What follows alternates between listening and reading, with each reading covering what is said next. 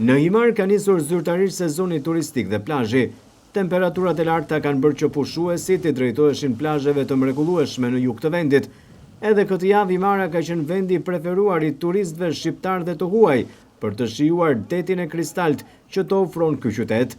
Si Himara, po ashtu edhe Dërmiu kanë patur një numër mjaft të madh njerëzish gjatë kësaj periudhe, edhe pse jemi në nisje të sezonit turistik. Çdo ditë dhe çdo vit në Himar vihet re një rritje numrit të turistëve.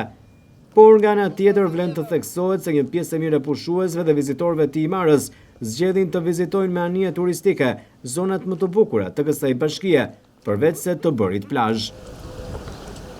Fillimi i qershorit e gjen të çelur sezonin turistik këtu në Himar. Në territorin e plazhit publik pranë shëndetores së Himarës ka një numër të konsiderueshëm pushuesish, vendase të huaj që e kanë zgjedhur atë.